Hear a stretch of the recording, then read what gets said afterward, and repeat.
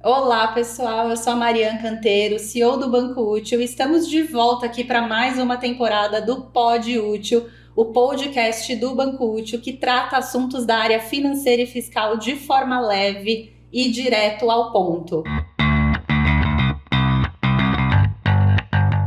Para quem não conhece, o Banco Útil é uma fintech que centraliza principalmente o pagamento de tributos, boletos e contas sem a necessidade dos nossos clientes abrirem conta nos bancos tradicionais. Em mais ou menos 5 anos de mercado, a gente já revolucionou e desburocratizou a rotina financeira de mais de 1.200 empresas. E hoje a gente está aqui com uma convidada super especial. Carol, bem-vinda ao nosso Pod Útil. Obrigada, Mari. Obrigada pelo convite. É uma honra ter você aqui com a gente. A Carol, a gente se conheceu há 1 ano e meio atrás, mais ou menos, no Fintech Week lá em Londres, né, no Reino Unido. A gente teve a oportunidade de participar em uma semana de imersão sobre a área financeira lá no Reino Unido, né, o Reino Unido que quer ser o centro financeiro do mundo. E uma coisa que eu tenho para falar aqui é que o networking, gente, é para a vida. Todas as relações que a gente cria em ambiente de trabalho servem tanto no profissional como no pessoal. E a Carol hoje, além de ser uma grande referência em reforma tributária, se tornou também uma grande amiga. É uma honra ter você aqui hoje com a gente. Imagina, Mari, depois da sua apresentação, não sei nem o que falar, pessoal. Mas a Mari, Mari, te considero uma grande amiga também. Obrigada por esse momento para a gente poder falar sobre reforma tributária e de Londres para a vida, né? Olha Isso que aí. mundo pequeno.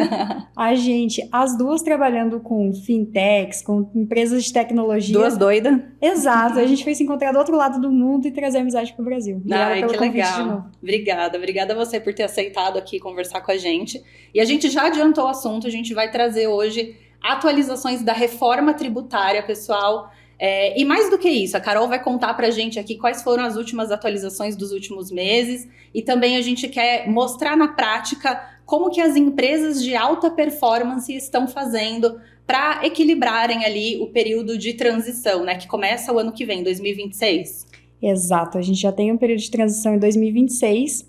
E para quem não me conhece, eu vou Se apresenta, Carol. Rapidamente. Eu sou a Caroline de Souza, mas podem me chamar de Carol. Sou sócia da Reut, CFO e líder do tema reforma tributária. Ainda dou aula, né? Estou dando aula em pós-graduação como IPOG, FBT, Trevisan e faculdade Contabilidade Facilitada, que essa é a mais recente. E também sou vice-presidente de finanças da Acesp Paraná, que tem mais de 400 empresas associadas de tecnologia no Paraná. Enfim, essa jornada de reforma tributária vai ser longa, Mari. Começa em 2026 e vai até o ano de 2033. Então, nós temos 8 anos de pura preparação nessa jornada que não vai ser fácil. Falando de reforma, Carol, a gente sabe que é um assunto para todas as áreas da empresa e falando de empresas, tamanho, segmento, qualquer tamanho de empresa, qualquer segmento precisa entender de reforma tributária, estudar, se planejar. Eu acho que a palavra da vez é planejamento. Acho que as empresas precisam ter muito planejamento estratégico para o ano que vem, 2026, começar esse período de transição. Vamos começar contando aqui um pouquinho das últimas atualizações, dos últimos meses, né? O que de novo aconteceu, quais foram as sanções que nós tivemos, as definições. Eu lembro que o ano passado nós tivemos também um assunto da reforma tributária aqui no Pod Útil e ainda não tinha sido aprovado efetivamente, a gente ainda estava num cenário de muita incerteza, muita futurologia, a gente não conseguia colocar na prática ainda muitos assuntos, muitos temas da reforma tributária. Continua dessa forma? O que mudou de lá para cá? O que as empresas já conseguem concretizar no planejamento prévio? Tá, eu vou dar uma resumida aqui na história, Mari, mas para quem está um pouco ainda por fora da reforma tributária, em dezembro de 2023 nós tivemos a aprovação da Emenda Constitucional 132, que trouxe a realidade da reforma tributária para a nossa Constituição Federal lá de 88.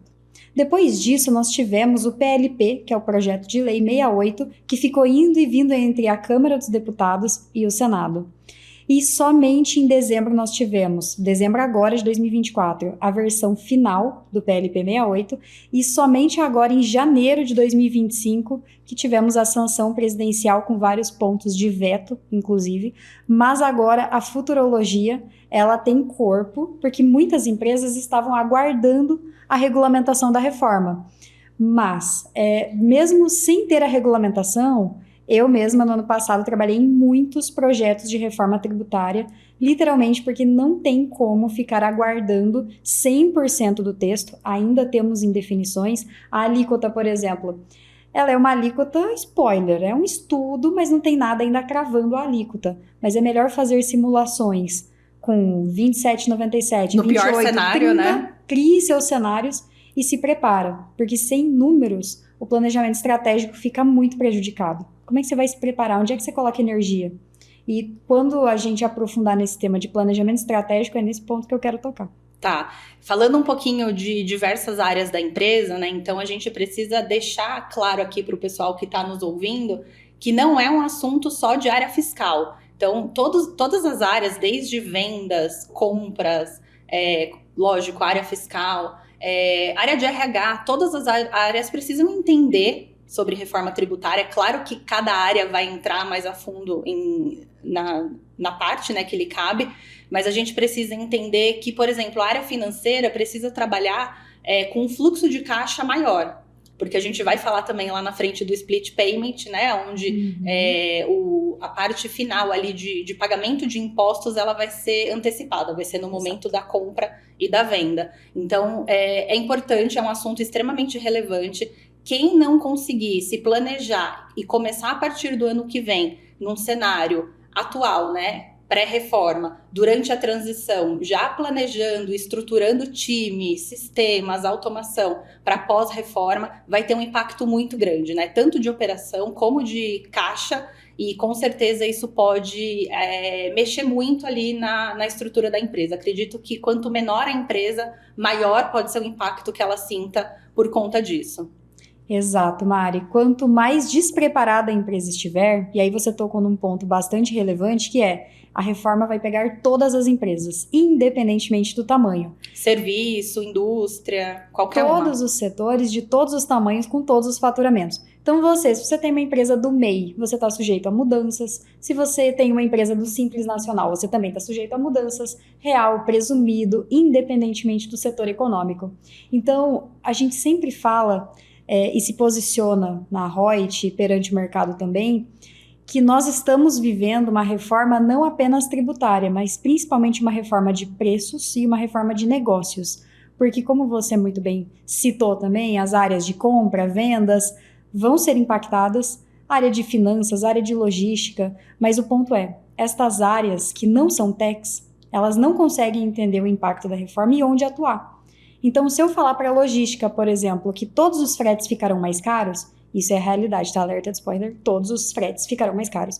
Porque não tem milagre. Para quem não é da área tributária, só para fazer um paralelo rápido, eu tenho hoje matéria conveniada a nível nacional em que as transportadoras não pagam ICMS, que é estadual, e quando é intermunicipal, ou intermunicipal não, quando é dentro do município, eu tenho ISS, intramunicipal, de 2% a 5%. Isso somados com qualquer PIS e COFINS jamais chegará em 28%. Ou seja, eu não preciso fazer uma conta da NASA para saber que eu sim terei aumento no custo dos fretes. E aí, qual é a estratégia do time de logística frente a isso? É ter uma operação própria de transporte? É ter mais autônomos? Ou simplesmente é absorver esse aumento do desembolso financeiro, porque eu também vou ter o crédito na outra ponta? Com várias ressalvas, coloca aí uns 10 asteriscos por conta do split payment e por uma série de regras que eu preciso cumprir para a tomada do crédito de fato. Então, tudo isso gera um nível de complexidade e compliance onde eu vou ter 2 sistemas convivendo ao mesmo tempo. Eu ainda preciso entender a regra atual do ICMS, do ISS. Mas eu não posso parar de entregar o dia a dia, né? Nesse Exato. período de transição, vão coexistir, né? Então a gente vai ter ali os tributos em paralelo. Exato, e as empresas já estão se preparando nesse sentido, principalmente agora, com números para provar o que precisa ser feito e com budget. Então, é uma inversão maluca, assim, na contabilidade. Porque eu falo assim, Mari, eu preciso de mais dinheiro para contratar o mesmo serviço. Mas lá na contabilidade, na controladoria, eu vou ser mais eficiente, porque eu vou tomar mais créditos. Olha o nível da loucura. E tá tudo bem, a gente vai precisar conviver com isso.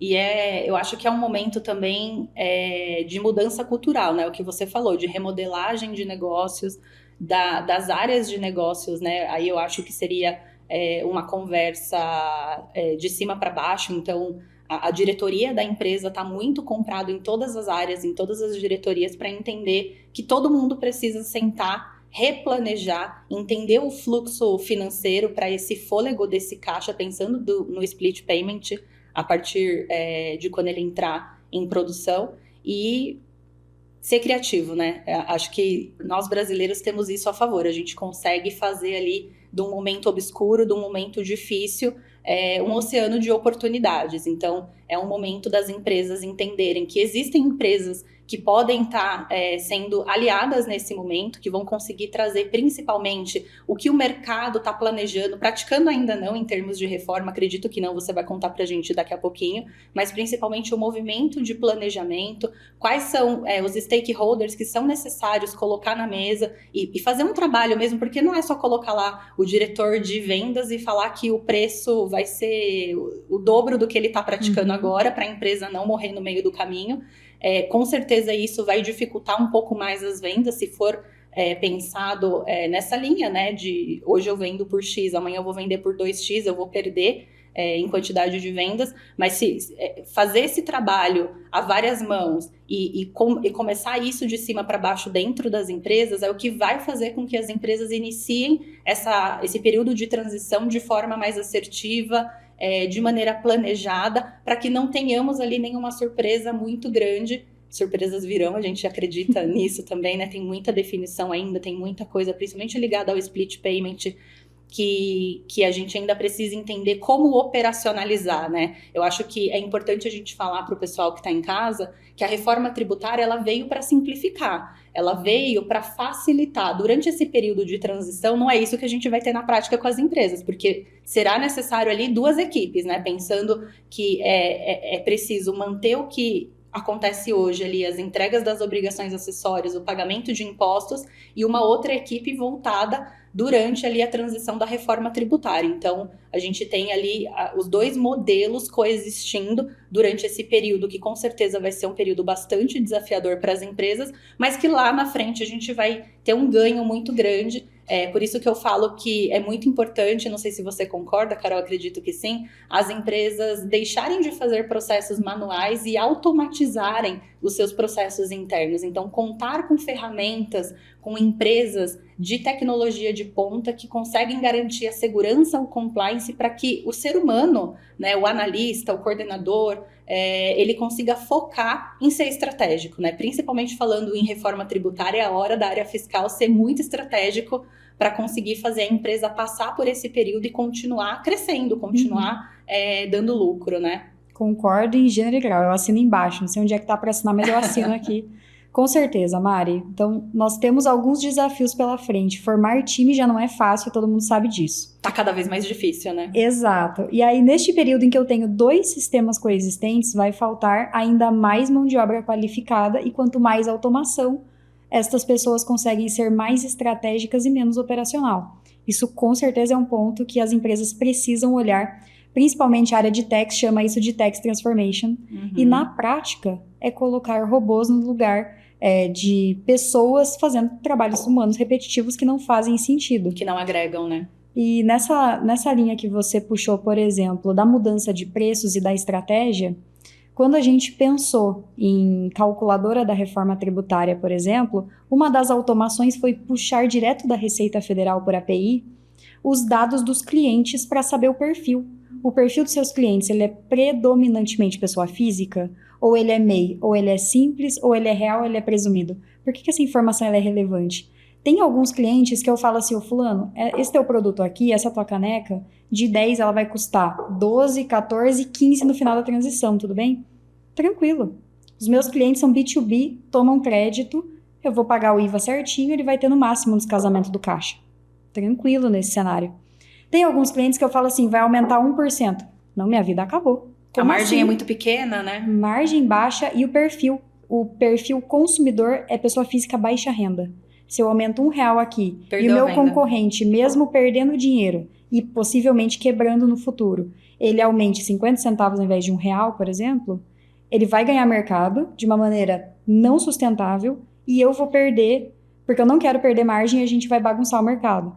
Então, tudo depende de qual produto a gente está falando e de quem é o público-alvo que está comprando. E a mesma perspectiva do outro lado da moeda. Quem é o meu fornecedor? Ele é real, ele é presumido, ele é simples? O que ele paga hoje? O que ele passará a pagar? Porque isso muda todos os meus preços de compra, muda todos os meus créditos. Então, a reforma Muda com certeza tudo. muda tudo. Então, parece clichê, mas é literalmente isso. Muda tudo. Se eu mudo o preço, eu mudo o contrato, eu mudo logística. Será que faz sentido eu continuar comprando de São Paulo? Se a minha indústria eventualmente não está aqui? As indústrias em Santa Catarina, famoso tratamento tributário diferenciado. Aí, alerta de Benefício spoiler. fiscal, né? De novo. Então, eu tenho lá, no Paraná, eu tenho Paraná Competitivo. Santa Catarina, eu tenho tratamento tributário diferenciado. No Espírito Santo, eu tenho o Compete. E aí, várias empresas compram destes estados em virtude dos benefícios. Uhum. Então, quando a gente olha para o mapa de mudança de preços, estes estados têm um aumento muito maior do que São Paulo. Tá, e onde é que está o seu consumidor? Está em São Paulo? Tá no Paraná? Você tem que agora ter uma decisão mais logística do que de benefício fiscal. Porque Mas a ideia da reforma é essa também, né? Acabar com a guerra fiscal entre os estados. Exato. Você acredita que vai acontecer? Olha, existem algumas ressalvas, mas a tendência é que sim, 2033, 34 em diante, sim, a tendência de reduzir absurdamente a guerra fiscal. Até lá, não, também concordo. Até lá não, porque a gente continua tendo ICMS, não temos mais a possibilidade de benefícios fiscais, mas a gente ainda tem uma brecha que poucas empresas têm olhado, que é a soma da alíquota do IBS e do CBS. Porque a alíquota de referência é isso, é uma referência. O que significa dizer que cada município, dos mais de 5.570, podem estabelecer a sua alíquota. Ou seja, Carol tá entregando ouro aqui, hein, gente? Isso daqui, esse conteúdo vale ouro, literalmente. E não é, né? A gente tem uma reforma para simplificar, uma reforma que visa acabar com essa guerra fiscal entre os estados, mas ainda assim há possibilidades ali do famoso benefício fiscal ainda imperar agora pelos municípios para acontecer ainda, talvez aí algum... Talvez não com o nome de benefício fiscal, mas pode ser que São hoje, Paulo, né? Capital, tenha uma alíquota de 28 e Campinas tenha 27,5. Aí, claro, Campinas pode atrair consumidores pela alíquota menor, mas ele pode perder a arrecadação de um lado e ganhar pelo aumento do consumo. Então, vai ser uma balança difícil. E o próprio Bernard Api, que foi o secretário extraordinário da reforma, que escreveu os textos junto com os grupos de trabalho do Congresso, ele tem algumas teorias interessantes sobre isso. Ele acredita que o mercado regula, no sentido de São Paulo vai se movimentar, Campinas, os municípios, para que as coisas se equilibrem de uma maneira orgânica. Como é que isso vai acontecer na prática? A gente vai descobrir vivendo. Eu falo que quem trabalha na área fiscal gosta de emoção, né? Então já está acostumado. De tédio não vai morrer. A gente nunca teve uma área fiscal fácil, com um entendimento claro. Então essa insegurança fiscal, mesmo antes de reforma tributária, já faz parte ali do dia a dia de quem é tributarista, de quem está ali na operação na área fiscal e contábil.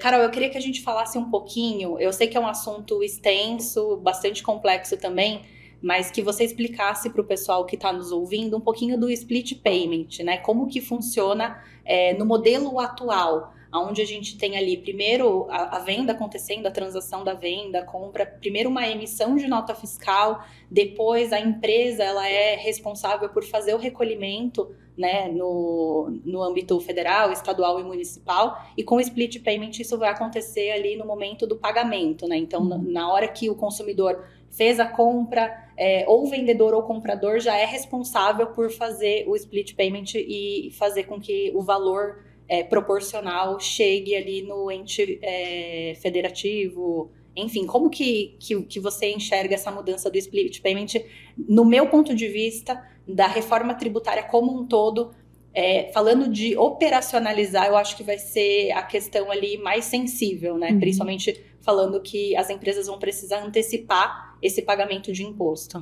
Sim, esse é o ponto mais sensível, na minha opinião, Mari, porque eu até brinco que eu criei um conceito que se chama caixa-petência. Não sei se vocês já ouviram falar, mas hoje a contabilidade ou tem caixa ou tem competência, com raríssimas exceções. E os contadores ficam malucos, porque o que o split vai fazer na prática? Eu vou dar um passo atrás. Quando a gente pensa em fato gerador, é o fornecimento da mercadoria. Tá aqui, Mari, emitir a nota, no mês seguinte está devido o IVA, que é a soma do IBS da CBS. Não, você comprou essa caneca à vista. O que acontece se o split estiver funcionando da maneira como eu vou falar, porque aí eu vou falar um pouquinho das modalidades de split. Que eu tenho split simplificado e o inteligente e o super inteligente. E o manual também, que é Brasil, né? Nem todos são flores. Vai ter o jeitinho manual ainda, contingência. Exato. Faz parte, né? Então, assim, ao emitir a nota, mas você resolveu pagar à vista e o split já está no ar. Ele vai fazer essa segregação automática. Quando você passar o cartão de crédito, eu vou receber a minha parte. Te vendi por R$50 essa caneca, 40, hipoteticamente, a minha parte, 10 é o tributo. Ele já vai reter o tributo e vai passar para o comitê gestor fazer a distribuição e para a Receita Federal também. Então, essa segregação automática, ela só vai funcionar pelo método do split, que é onde as instituições de pagamento e arranjos farão esse trabalho do split. E aí entra o primeiro asterisco, que é quem é que vai pagar por esse trabalho, né? Nós, contribuintes, como sempre. Para variar. Não tem nenhum subsídio. Mas ok. Neste caso, em todos, a Receita Federal sempre recebe antes. É um ganha-perde. A Receita sempre ganha o dinheiro primeiro, e se a Receita está recebendo antes, alguém está pagando antes, somos nós contribuintes. Então, o primeiro impacto grave, na minha opinião, que é o pior, é o fluxo de caixa. Com certeza. E se eu estou acostumada a pagar este tributo no mês seguinte e agora eu tenho que pagar no D0, vendi, recebi a vista, já estou pagando, esse dinheiro sai de algum lugar. Sim. E todo mundo sabe que quando eu não preciso do banco, ele vem me oferecer taxas incríveis. Se sou eu que preciso do banco, a figura é bem diferente. E como é que funcionaria esse split, então, de uma maneira muito resumida, porque, cara, é extenso esse assunto. Num primeiro momento, eles estão prevendo o split simplificado, que seria para o varejo, por exemplo. Então, você vai lá numa loja de departamentos e você compra essa caneca no varejo. Qual é a alíquota média? Porque eu tenho uma alíquota nominal, hipoteticamente 28%. Mas o recolhimento entre débitos e créditos daquele setor, segundo um estudo econômico, é 10%. Então, você vai reter 10%, e depois na apuração ele vai se acertar entre débitos e créditos, como se fosse uma antecipação. Tá. Esse é relativamente fácil de implementar e tá todo mundo acreditando que vai ser possível implementar dentro da programação do SERPRO. Tá. Agora, quando a gente pensa, por exemplo, numa operação mais complexa, industrial, um comércio, um distribuidor, que não seja o varejo com esse simplificado, que tem o IPI, toda a cadeia. Aí eu precisaria considerar toda a cadeia e as alíquotas específicas, porque varejo é varejo. Uhum. Agora, se eu pensar num serviço de ativo virtual, se eu pensar numa operação de royalties, se eu penso numa operação de cooperativa, eu tenho muitas exceções ainda na lei. E como é que vai funcionar o split se eu tenho muita exceção? Ninguém sabe. Ninguém sabe. E eu ainda tenho o split inteligente ou super inteligente, que seria já ter todo o mapa das suas operações. Então, imagine você, Maria, você prestou um serviço, mas você tem créditos de IBS e CBS. Da luz, da telecomunicação, de alguma coisa que você comprou aqui para o escritório. Ok, então você teria essa diferença para pagar. Esse split super inteligente já promete esse relatório de débitos e créditos bonitinho, só para você conferir e pagar. Se chegaremos lá, não sei. E para fechar, o split manual. Dá para colocar IA nesse super inteligente? Necessariamente a gente vai precisar de alguma ajuda para conciliar. Algum algoritmo fazendo esse dado histórico. Exato. Até mesmo porque a gente vai precisar conferir, né? Vamos lá, da saga é raro, mas acontece sempre. Vem um relatório lá errado da Receita, não posso confiar cegamente e pagar sem fazer uma conferência. Sem fazer uma conferência. E para fechar o split manual é assim, Mari, tô te vendendo essa caneca. Ah, Carol, aceita aqui o dinheiro? R$50. Eu teria que emitir como se fosse uma guia avulsa para fazer o pagamento no dia que eu recebi em dinheiro. Não sei como vai ser controlado ainda, mas SERPRO já está pensando nisso, inclusive com uma metodologia de um documento único para operações em geral, independente se é serviço, se é venda, se é direito, enfim. Então, muito trabalho ainda pela frente, né? Eu acho que é importante todo o engajamento do ecossistema como um todo. Então, as maiores empresas de diversos segmentos, né, os tributaristas de diversos segmentos, diversas empresas unidos, e é o que a gente vê na prática acontecendo, né, muitos grupos de estudo fazendo isso junto com o próprio governo. Então, sim, eu acho que é o momento, né, dessas definições serem tomadas aí a quatro mãos, né? Então, o governo visa ali no fim da reforma facilitar, diminuir a sonegação, que é muito benéfico para o país como um todo, mas também não pode deixar de lado a importância de ouvir o mercado, né? De ouvir as empresas, de ouvir os tributaristas. Eu acho que você pode falar isso melhor do que tem acontecido, né? Esses grupos de estudo, esses grupos de trabalho estão aí para isso, e é fundamental esse momento para que seja construído tudo aí a quatro mãos. Vamos tentar trazer algum case e falar, se você não puder trazer nomes, claro, não precisa, mas do que você já tem trabalhado aí com a reforma tributária, alguma empresa, algum modelo que já seja um case, né? Então, nessa parte de planejamento, de mudança de cultura, de ter um comitê que efetivamente trabalha o assunto internamente, que já está vislumbrando ali algumas mudanças para colocar em prática a partir do ano que vem. O que você tem visto nas empresas que você olha e fala assim, olha, esse modelo é um case de sucesso? Eu acho que as empresas, é claro que vai depender muito do porte das empresas, né, tamanho, então quanto maior, mais time a empresa tem para trabalhar, quanto menor a empresa fica mais apertada ali no headcount para conseguir fazer esse trabalho tão facilmente, porque, lembrando, ela não pode parar o dia a dia, ela não pode parar de entregar tudo que ela precisa entregar no dia a dia. O que você olha e fala, dessa forma eu acho que funciona, acho que as empresas poderiam seguir na medida do possível nesse formato para que consiga começar a partir do ano que vem essa transição e em 2033 entrar ali com tudo. Tá, vamos lá, Maria, eu não posso abrir o nome de nenhum cliente, mas só uma curiosidade, nosso primeiro cliente de reforma tributária foi em dezembro de 2023, porque antes de dezembro nós doamos a nossa tecnologia ao Congresso para a questão da estimativa das alíquotas, impactos setoriais, etc.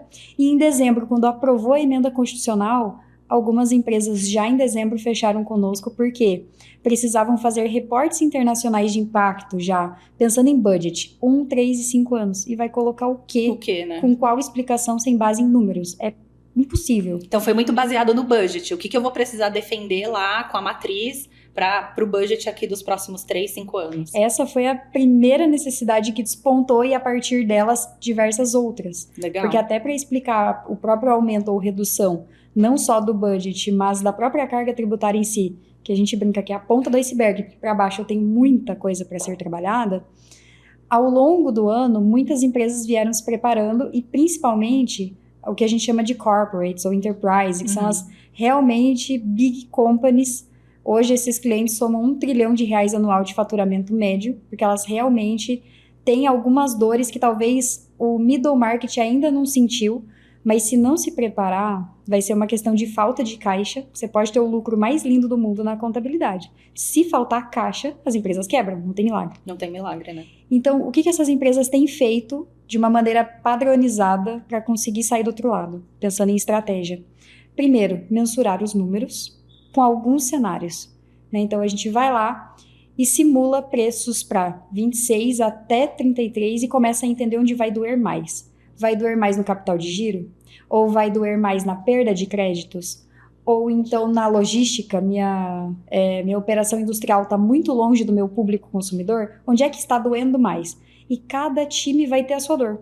O capital de giro com o financeiro, a questão de onde eu compro com o meu polo consumidor com logística, a minha mudança de preços com comercial e supply. Então, você tem que ir direcionando, a gente chama isso de mapa de stakeholders, porque a partir do dado eu foco a minha energia.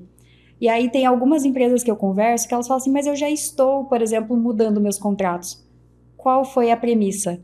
Os meus maiores clientes e meus maiores fornecedores. Mas você sabe se eles serão os mais impactados? Eventualmente não. Então não adianta fazer por fazer, porque a gente tem um período curto de tempo. Nós já estamos em fevereiro, nós temos daqui até dezembro menos de 10 meses. Então assim, se você colocar a energia assim, errada... Né? Exato, 10 meses é nada. Isso com dificuldade de headcount, pedindo budget, pelo amor de Deus, eu preciso contratar, com todas as dificuldades políticas dentro de uma organização. Ainda assim, se eu gastar errado esses 10 meses, perdeu. Então, é usar esse número para saber onde focar, e aí sim, o comitê tributário com números, mapa de stakeholders, esse comitê consegue cadenciar os temas.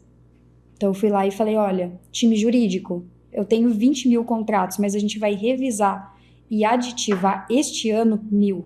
Então, por mês, você tem aqui 100 contratos para trabalhar e conseguir vencer isso daqui até janeiro de 26. Aí você tem um KPI, você tem um OKR claro para o time jurídico. E assim sucessivamente com todos os times.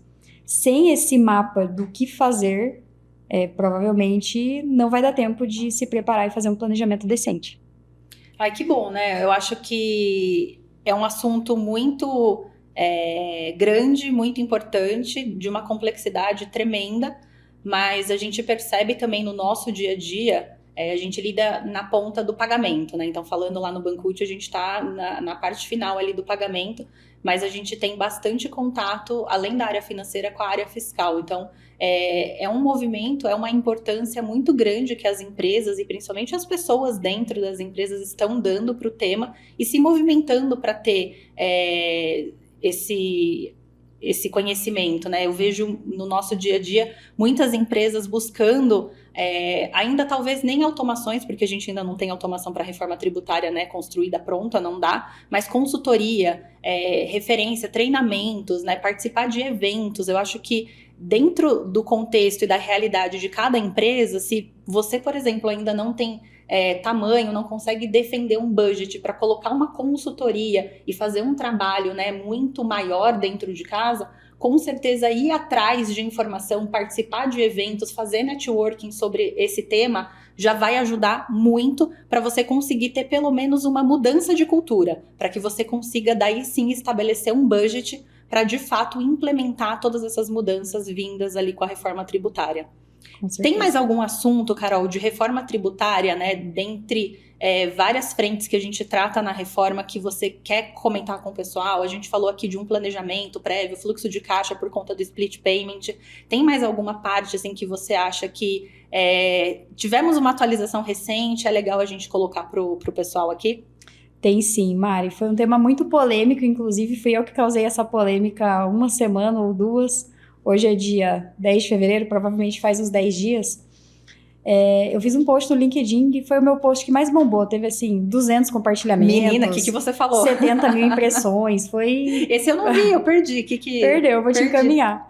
O que acontece? Algumas pessoas não acreditam que o preço vai mudar em 2026 já, porque é um período de teste. Mas o que as pessoas ainda não observaram é que todas as bases de cálculo tributárias, elas mudam conforme a sua própria natureza. Então, eu vou ter a base de cálculo do ICMS sendo alterada, IBS e CBS vão ter uma base diferente do imposto seletivo, e já em 2026, mesmo que eu tenha um teste, a base de cálculo do ICMS ela é ampla, por uma série de razões que se eu for explicar aqui eu vou me estender, mas curiosos, olhem meu LinkedIn, o post está bem completinho. Com exemplos de cálculos, inclusive base em 100 até 2033 e explicando por A mais B por que o preço mudaria em 26. E a principal razão é a mudança da base de cálculo do ICMS que recepciona IBS e CBS. Inclusive, eu gravei um evento onde eu participei de um painel com Daniel Lória, que foi um dos braços direitos do Bernard Api em termos de escrita do projeto de lei do PLP 68, assim como as discussões nos GTs. E essa foi uma pergunta que eu fiz para ele, já sabendo a resposta, obviamente. Mas eu pensei, não sei se ele vai confirmar, né? Vai estar gravando, mais de 1.000 pessoas assistindo. E ele falou que sim, IBS e CBS entram na base do ICMS. E sempre que a Receita Federal ou a Receita Estadual tem espaço para cobrar, fisco cobra. E aí, tanto é que surgiu um projeto de lei para tentar resolver essa situação. Ou seja, tanto é verdade o que eu escrevi lá, que agora tem um projeto de lei para tentar arrumar essa bagunça e sim deixar o ICMS sem o IVA. Mas isso prejudica a formação de preço e mesmo sendo um ano de teste, mudou a base do ICMS e muda toda a estrutura do markup. Então esse é um tema muito polêmico e as empresas já estão se preparando para 2026 tanto observarem os preços de compra como seus próprios preços de venda, porque se elas forem fiscalizadas e depois precisar pagar um ICMS maior porque mudou a base... Retroativo? Exato, é que é isso que o governo faz em geral. Sim, a gente sempre vê isso, né? Todo ano teve algum entendimento ali que ficou uma certa insegurança jurídica, e aí quando, de fato, batido o martelo, cobrança retroativa, né? Isso impacta muito então, no caixa das empresas. Pensando nessa questão polêmica da base de cálculo, o alerta que fica teremos 7 janelas de reprecificação. Em 26, em 27, em 29, 30, 31, 32, 33. Ou seja, se os preços já estão nas alturas em 2025... Preparem-se. Preparem-se para a partir de 2026. Sim, e um outro ponto polêmico que não falamos aqui, mas acho que é importante mencionar, é que o crédito do IVA, que tá todo mundo assim, mas agora vai ficar incrível, porque eu contrato advogado, eu vou pagar mais caro, mas eu vou tomar o crédito. Você só vai tomar o crédito se alguém pagar por este IVA. Então, muitas empresas já estão se preparando, a Reut é uma delas, para fazer o vínculo entre a nota fiscal de compra e o pagamento efetivo, para que você tenha compliance 100% nessa parte. Se você tomar o crédito sem o pagamento efetivo e sem esse check, que deveria... Autuação, na certa. Então, esse tipo de compliance automatizado é primordial e cuidar com o fluxo de caixa, porque se você partir da premissa que você vai tomar crédito de tudo e os seus fornecedores não estão em compliance, estão com um rating, pensando em preparação da reforma péssimo, 90% dos fornecedores despreparados, você vai tomar uma invertida, e pensando em 28%, tem muita indústria que a margem de lucro é 1%. É 0,5%. Ela não tem espaço para errar. É muito baixo. Ou seja, é o que você falou, Carol, não tem espaço, não tem margem para erro. Esse planejamento ele é essencial. E as empresas de alta performance, as empresas que são estratégicas, que conseguem reduzir custo e aumentar faturamento, elas precisam ficar muito preocupadas com isso, elas precisam automatizar cada vez mais os processos, não contar com a chance do erro humano. Então, eu não vou deixar ali uma conciliação manual, uma conferência manual, eu preciso automatizar a entrada, a saída, preciso trazer as melhores ferramentas de mercado para que você ganhe cada vez mais eficiência e que você não perca dinheiro aí no meio do caminho, né? Porque a gente já sabe que vai ser um desafio tremendo, um desafio, assim, enorme, ter que aumentar preço e não perder participação de mercado, não perder receita, não perder venda, e ainda mais errando, fazendo um processo de forma manual, dando chance ao erro humano, com certeza é rasgar dinheiro, né? Dar brecha ali para ter uma autuação, para receber uma cobrança, pagamento de multa, juros. Então a gente não pode e não quer que aconteça isso, né, com as empresas, porque a gente tem que pensar também, né, cada um ali olhando pela sua empresa, mas pensar no nosso país como um todo, né? Então é um impacto muito significativo, e quanto mais informação a gente passa para as pessoas, então acho que a gente tem muito esse papel aqui, eu e você hoje, os eventos que nós participamos, então é uma contribuição muito grande que a gente dá para o mercado, falando de área fiscal, de área financeira, mas também que com certeza agrega aí para o país como um todo. Com certeza, os próprios tributaristas estão se reunindo em grupos. Eu participo do grupo do IBEF, que é o Instituto Brasileiro de Executivos de Finanças, WLF, que você também faz parte. A gente esqueceu de falar, né, que além das ocupações aqui que nós comentamos, nós duas, né, eu tô representando a diretoria de produtos e a Carol representando a diretoria de techs no Women Leaders in Fintech, né, no WLF. É verdade. Enfim, são muitos grupos de estudo, WCFO também, e provavelmente eu vou até esquecer de citar aqui algum, porque são muitos, mulheres no tributário, mas o movimento de parceria está sendo bem legal, porque assim, literalmente é um momento que estamos todo mundo no mesmo barco. É interpretativo, tem espaço para criar cenários, e as discussões são muito bacanas. Acho que foi por conta do meu post que eu coloquei uma série de cálculos em Excel e eu brinquei com o pessoal. Falei, gente, eu falo sobre tecnologia e tal, mas quando eu coloquei isso em Excel, pronto, agora tudo fez sentido, porque é a ferramenta que está todo mundo acostumado a fazer simulações, e isso ajudou as pessoas a fomentar mais debate, inclusive. Então, no meu próprio post do LinkedIn tem lá 50 comentários. E assim, a galera, não, mas eu concordo, eu discordo, eu acho que é bem... Um discordando do outro, só não pode dar briga, né?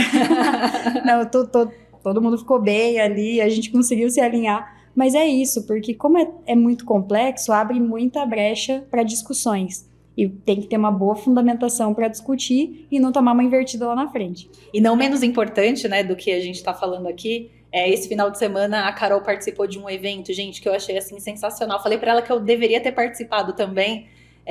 Como que era o nome do evento, Carol? Tributaristas pensando na parte da saúde mental. Isso. Focando ali na inteligência emocional e saúde mental, principalmente em tempos de reforma tributária, né? Então, acho que é um movimento importante para que as pessoas, além do conhecimento de reforma tributária, de como a gente vai fazer a empresa prosperar lá na frente, continuar, né, em alta performance, prosperando, dando lucro, nós que estamos aqui incumbidos de organizar e operacionalizar tudo isso, a gente não ficar pelo meio do caminho, né? Ter ali saúde mental, ter inteligência emocional para conseguir adquirir a informação, passar a informação para o time. De repente a gente vai levar alguma ideia, vai levar algum ponto que não vai ser aceito, a gente vai ser criticado. Como que a gente lida com tudo isso é importante também, né? Sim, foi um evento maravilhoso do querido Daniel Mascarenhas.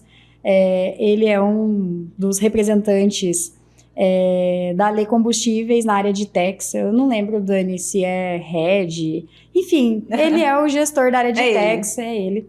E ele organizou um evento brilhante. Inclusive, esqueci de mencionar o Marcelo Brasil, também da Tax School, onde eu estou também como uma das líderes do tema de reforma tributária do comitê da Tax School. Que legal. Então, são muitos grupos se movimentando, e especificamente este do Daniel Mascarenhas falou sobre saúde emocional, e para falar como que a gente consegue se preparar num ambiente de adversidades, parar e raciocinar, refletir, não tomar decisões às pressas. Então, tem que ter uma inteligência emocional contextual para conseguir sobreviver e não sair fazendo. E que dá uma vontade de fazer, né? Sim. Você olha a linha do tempo e a quantidade de coisas que tem para fazer e bate um desespero. Mas, né, precisa respirar, colocar a alma de volta no corpo, falar, vamos fazer... Vamos com calma, mas não vamos fazer certo, dá certo. Não vamos muito devagar, porque a gente precisa avançar no assunto, mas... Com equilíbrio. Com equilíbrio, isso aí, disse tudo. Carol, dava pra gente ficar aqui horas conversando sobre o assunto, né? Acho que você conseguiu explanar muito bem, principalmente essa parte das atualizações, como que a gente estava e como a gente está hoje em questão de reforma tributária. Com certeza a gente vai voltar daqui um tempo e atualizar de novo, pessoal. Acho que é super válido e importante a gente fazer esse trabalho de conscientização, de ensinamento mesmo. Para a gente fechar, vamos concluir aqui hoje, 2025, quase 10 meses aí para começar o período de transição. O que você conclui sobre a reforma tributária? Então, você vê lá ainda um oceano azul. Eu vou começar falando do que eu vejo. É claro que dá medo, é claro que dá uma insegurança, é claro que a gente pensa no todo e bate o desespero, por isso que a gente precisa ir com calma. Mas eu ainda acredito num oceano azul de possibilidades. Então, as empresas, os profissionais que conseguirem criar oportunidades mediante a esse desafio, com certeza vão se destacar. Então, a gente vai ver empresas aí, infelizmente, ficando no meio do caminho, porque não conseguiram se planejar, não conseguiram operacionalizar esse período de transição. Mas acredito que se não fosse por conta da reforma, algum outro motivo as deixaria no meio do caminho. Então acho que é muito importante agora cada profissional, independente da área, entender como ele consegue ser de alta performance, como ele consegue ser estratégico dentro da área e da empresa que ele atua, como que ele consegue reduzir custo, basicamente reduzir custo e aumentar receita, aonde ele tem que adquirir conhecimento. Falando de empresas de tecnologia, é olhar para a reforma tributária e pensar o problema está aí, né? Tem muito problema para resolver. Pensar num diferencial, como que a sua empresa vai conseguir resolver a dor e escalar isso para o mercado, né? Então, eu acredito muito nisso, eu continuo sendo muito positiva quanto a isso. Tem horas que eu fico meio indecisa, essa positividade não fica tão evidente, mas no geral eu ainda me mantenho bastante positiva. Eu acho que vão ter muitas definições ainda, muitas questões que ao longo desse período de transição aí de 8 anos, 7 anos agora, 7 ou 8? São 8 anos. 8 anos de transição ainda, né, devem ser tratados. mas eu acredito que cada empresa, cada profissional que quiser dar o seu melhor vai conseguir. Tem que se unir, tem que se juntar com pessoas que também tenham esse propósito, então não é hora das pessoas perderem o foco. Acho que precisamos ter foco, muito foco, nos aliarmos com pessoas e com empresas sérias que querem fazer uma disruptura mesmo de tudo isso para colocar, no final das contas, né, o nosso país numa posição muito melhor do que está hoje. Com toda certeza, Mari. Assim, nós sempre fomos defensores de reforma tributária como Reut, inclusive, porque pensando em sociedade, ter um paralelo de tributação com outros países que são os VATs da vida, né, o IVA, é com certeza muito positivo. Claro que a gente vai ter um período muito turbulento nessa transição pela convivência com o que é o sistema antigo e o que é o sistema novo, mas pensando em atração de investimentos, em futuro para o Brasil, com certeza a gente tem um cenário se desenhando favorável, mas claro, com ressalvas para que as pessoas também não se iludam, não sejam ingênuas de acreditar que, uau, vai simplificar minha vida e agora tudo são flores, porque tem um longo caminho pela frente, só precisa se preparar. Se estiver preparado, não tem segredo, e com certeza o profissional que estudar, e aí, gente, não tem milagre. Tô falando com propriedade de quem tá dando aula em pós-graduação e assim, vai ter que estudar, vai ter que colocar como livro de cabeceira as novas leis e vai ter que se aprofundar e não tem segredo. Sabe aquela frase, no pain, no gain? É isso. Sem dor, sem ganho. Mas vai ter que se aprofundar, vai ter que estudar. Mas aqueles profissionais que se destacarem e tem espaço, tô falando também porque você deve passar pelo mesmo problema que eu. Eu entrevisto gente pra caramba. E é difícil achar pessoas boas. Aquela que bate no peito e fala, eu vou fazer esse negócio. Eu não sei como, mas eu vou fazer. Exato, eu vou descobrir. Então, se você é esse profissional que vai lá, estuda, descobre, você vai se destacar e vai ser protagonista. Inclusive, Techs School, não sei se você conhece, é uma escola de protagonismo em techs para falar de hard skills, mas de soft skills também. Que é tão importante quanto, acho que é até mais importante. Exato, que é o que você falou. Soft skills. Porque a pessoa que está disposta, ela vai atrás do conhecimento. Eu vou assumir uma área, eu vou assumir uma posição aqui que eu ainda não estou 100% preparada, mas eu estou disposta a sofrer a dor do crescimento, né? Então, é isso aí, vamos embora que quem quer faz acontecer, mas não é de uma hora para outra, né? Então é isso, as pessoas precisam estar preparadas para ser protagonistas e se não estiver se sentindo preparado, vai assim mesmo, confia no processo. Ai, que legal, adorei nosso bate-papo, agradeço demais a aula que você deu aqui para nós, de extrema importância, relevância, eu acho que pessoas como você faz a diferença aí no dia a dia, com certeza. Conta sempre com a gente, é uma parceria aí de longa data. Pessoal, obrigada por terem nos ouvido até aqui. Sigam o Banco Útil nas redes sociais, LinkedIn, Instagram, @Banco Útil e até a próxima.